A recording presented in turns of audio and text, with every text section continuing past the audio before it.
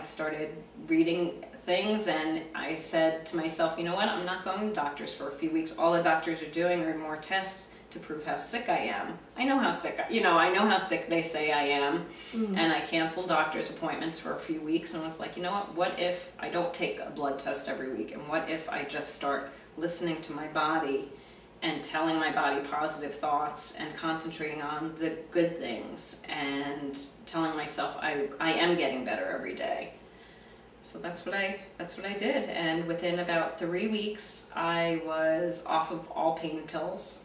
It took me about a year to get the nerve to go off Coumadin, the blood thinner, because I knew that would require going back to doctors and getting doctor's approval. And I definitely had a little aversion to doctors after that. So it took me a little while to get my nerve up to actually go back and do that. But I did. Once I went off, I got off with my hematologist, blessing. He actually wound up saying to me that with the state of mind I was in, it was more dangerous for me to be on Coumadin than to not be on it. From the hematologist? From the hematologist. Oh, congratulations. Thank you. Thank you. Must have been a proud moment. Yes, very proud. And so within 3 weeks of turning your thought process around, you had healed. Yes.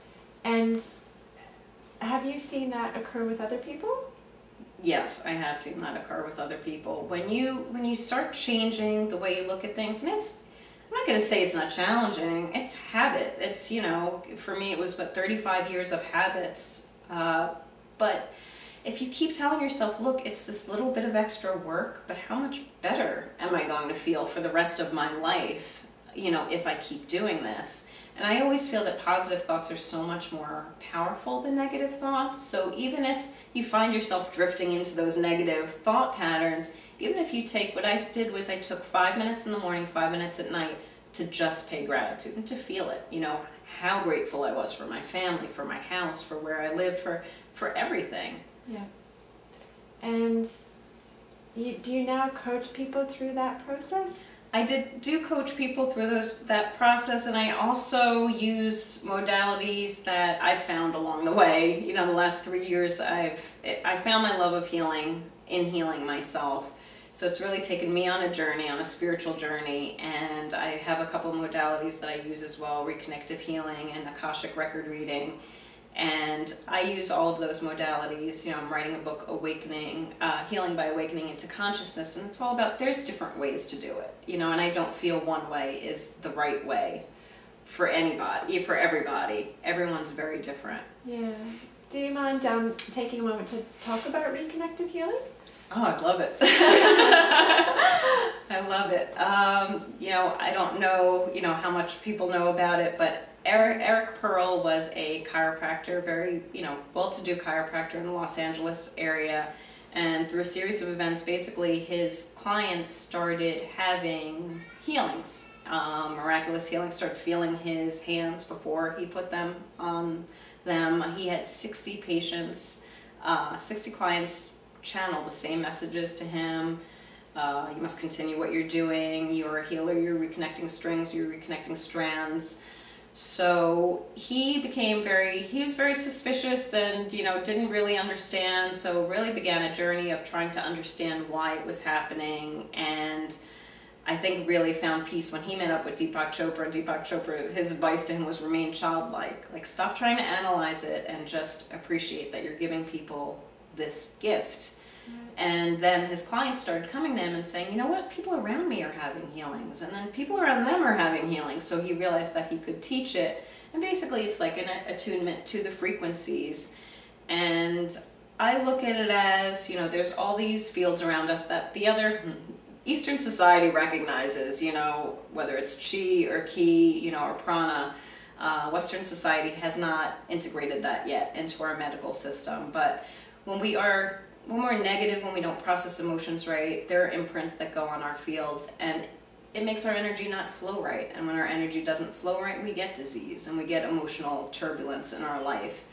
And I believe reconnective healing just kind of smooths out some of those imprints so that the energy flows better. I feel like since I've been practicing and since my sessions, my energy just flows better. Not that I don't ever get upset. I get upset sometimes, and I'm human, but it just, I don't know, I feel healthier. I feel that everything is almost, I'm connected to everything. I think reconnection is such a perfect word for it, because I feel like it reconnects you to your intuition and your soul, and it reconnects you to everyone and everything around you, which is very powerful. And I do I'm a practitioner. I facilitate distance healings as well as in-person healings, and there's no difference. There's not a difference if I do a session in Australia or if you're right next to me. It doesn't make any difference. We'll put up your contact details. Thank you. That's no problem. And so people would just call and book in for a session, and you'll let them know from there how it works. And it doesn't matter if you believe or not. I just had one of my most amazing distance sessions from someone who was not a believer, and a friend. She's very ill, and a friend of hers is very into energetic medicine, and said, you know what, I'm booking a session for you whether you believe it or not, because I don't want you sick, and I believe this can help you.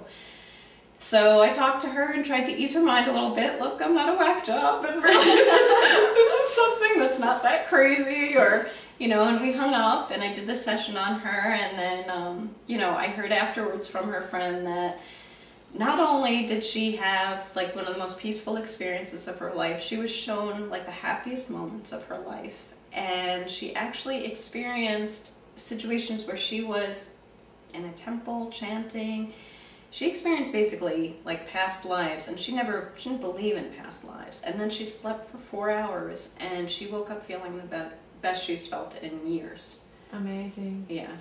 And do you have other stories? Oh yeah, there are so many stories. One of the first people that I thought of when I learned this modality was a good friend in New Jersey who's just a sweetheart, and she had a lot of the diseases I had and more. And I called her, and she's very open-minded, and said, yeah, let's go for it, whatever.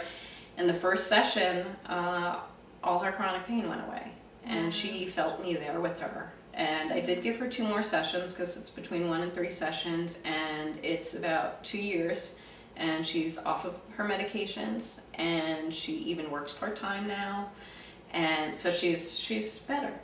She's better. And the reconnection with any sort of illness, it's not just for pain management, it's for anything. It's healing on all levels. It's emotional, spiritual, physical. You don't know which kind of healing you're going to get. That's always the interesting part. I mean, I'd say about 70% of the time it's what the person came for, what they asked for, but you know what? Truth is, the universe knows better than us what is needed at that time and what is most appropriate at that time, and I always feel that person receives what they're meant to receive. Fantastic. I Scudder. And Akashic Records, do you want to explain what they are? I know, but I'm sure some of the audience doesn't. Akashic Records are basically our soul's record of our lifetime, and everything is recorded in there. Our thoughts, our deeds, our karma, everything is recorded. And through Andrea Hess, who's wonderful, intuitive, she has a soul realignment program.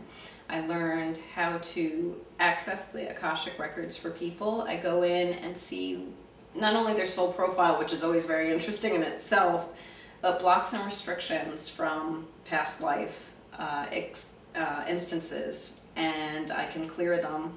And then I also give the person homework to do, 21 days of a prayer in a row to kind of reaffirm that clearing. It's already cleared, but I look at it as it's telling your soul you're ready. You're ready for growth, and you're ready to move forward, and it really fast forwards spiritual development as well. Wow. And that can be done over the phone as well? That is usually, actually I do that separately. People email me their information or give me the information over the phone, and it takes me about 3 hours to do them, so I get back to them with a written report and actually talk to them on the phone and then give them a written report of it. Amazing. And their homework. Amazing.